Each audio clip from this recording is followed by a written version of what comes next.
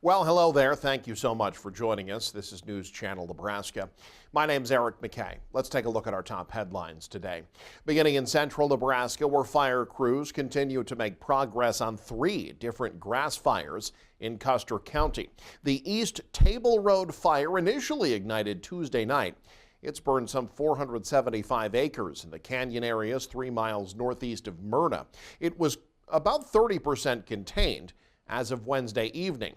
But crews are also battling 2 other grass fires within that same district. The Lillian fire has scorched 900 acres, it too 30% contained, while the Eureka Valley fires burned over 2,700 acres. That's now about 70% contained. Officials blaming the weather conditions for these fires re-flaring on Wednesday. In some situations, they thought they were out. What happened was we got these unseasonably warm temperatures, we had high winds hit the area, and some of those burns actually started back up. So that's been, we think, the primary cause of some of these fires has been these debris burns that started back up when folks thought they were actually out. State resources have been deployed to assist local fire crews in their containment efforts in response to the ongoing fires. Broken Bow Fire, as well as many others, have suspended burn permits until further notice. The Nebraska Forest Service, meanwhile, expressing concern over the weather conditions expected on Friday. They warn that fire activity could reignite and spread rapidly under those conditions. It's not just firefighters rushing in to support. Hunt Meals USA went to Custer County as well, helping feed those battling the flames in the fields. The organization says they served about 130 first responders for lunch on Wednesday, and they were expecting more than that for dinner at the Broken Bow Fire Hall. The organization says they've also provided breakfast and lunch for the firefighters and others staying the night to ensure the flames don't fire up again. This after serving lunch and dinner on Tuesday and breakfast Wednesday morning.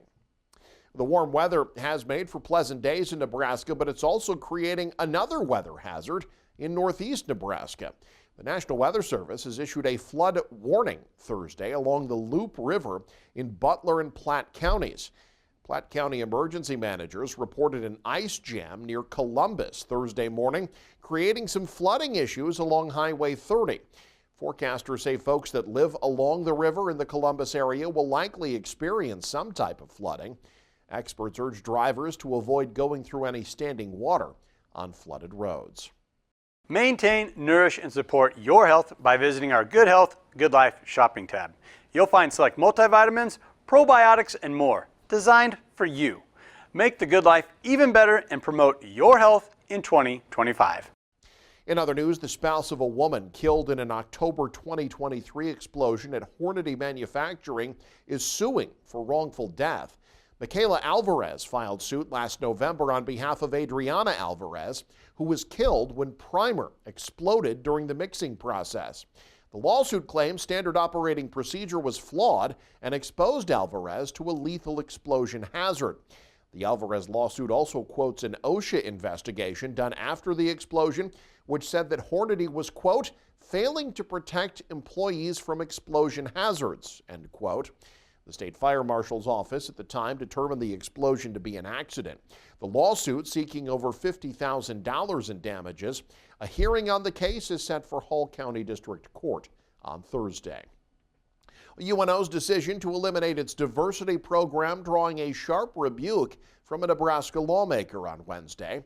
State Senator Terrell McKinney took to the floor of the unicameral with pointed words for leadership at the University of Nebraska, Omaha. This in response to the university shuttering its diversity office last week. Chancellor Joanne Lee said the move to drop the program and fire 2 department heads was in response to a memo from the U.S. Department of Education threatening the end of federal funding for schools that have DEI programs. But no money's actually been withheld yet, and on Friday, a federal judge blocked the Trump administration's executive order to end government support for DEI programs. But that hasn't stopped schools like UNO from taking action anyway, which McKinney said will only serve to hurt college students. I think it's disrespectful to the students. Even when UNL did it, I thought it was disrespectful to the students, especially the students that come from diverse backgrounds, that deserve equity and inclusion. I think it's disrespectful. And if the federal government wants to cut funding, let them. But who is going to stand up for the kids at the institutions? They're saying, come to this school, but we're not going to stand up with you. That is disrespectful to those students. And we wonder why the Huskers haven't won a national championship. It's things like this. University President Dr. Jeff Gold has ordered all campuses to evaluate their current programs related to DEI initiatives. He also asked the Nebraska legislature this week for an increase in state funding of 3.5%.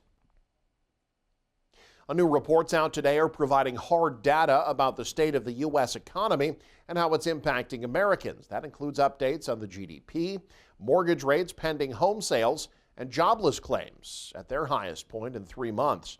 Those numbers just the latest reflections of the economy under the Trump administration. But Amy Kiley reports on other signs the administration's work on tariffs and the deficit are making waves, for better or worse.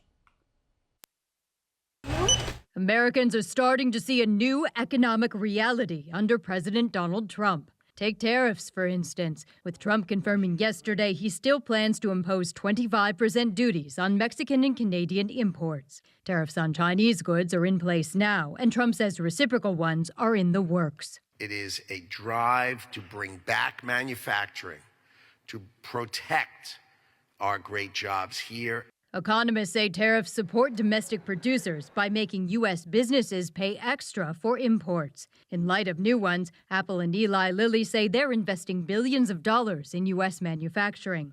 On the other hand, recent surveys show tariffs are causing concern about inflation. Consumers are telling us that they are getting a bit more worried about the future. Republican efforts to lower the deficit are making waves, too. And the new reality is less government, more efficiency, better return for the taxpayers. Part of that is a new House resolution that calls for massive and controversial spending cuts. It also contains sweeping tax breaks that aren't sitting well with some fiscal hawks. The deficit's going to go up. Large-scale layoffs of federal workers are another part of the plan to reduce spending. Some analysts worry they could backfire. Are literally some of the firings just in the federal government, which has 10 million workers, is that going to be enough to cause a recession? I'm Amy Kiley reporting. Lawmakers in Congress are considering repealing financial incentives for clean energy in order to fund other priorities of the Trump administration. In Nebraska, startup funding for wind and solar projects is on the line, as are hundreds of jobs. Right now, Nebraska 47th in the nation for its amount of installed solar power infrastructure. Advocates say cutting the financial incentives for the state to expand solar would send Nebraska's environmental health in the wrong direction. As a state, we also don't have much natural gas or coal, and most of that has to be imported from out of the state. And so that requires us to send millions of dollars out of the state to import those dirty fuels. Advocates cite research that shows removing clean energy tax credits would increase residential electricity bills by 9% and cost the state more than 2,000 jobs. They say cutting the tax incentives could hobble recent high-tech investments in the Nebraska economy. So there's been a ton of investment in data centers in Nebraska, and those do create a lot of jobs and a lot of investment, but they also consume a lot of energy. Right now, expansion is underway in Grand Island on the second largest solar farm in the state, which will provide power for 10,000 Nebraska homes when it comes online.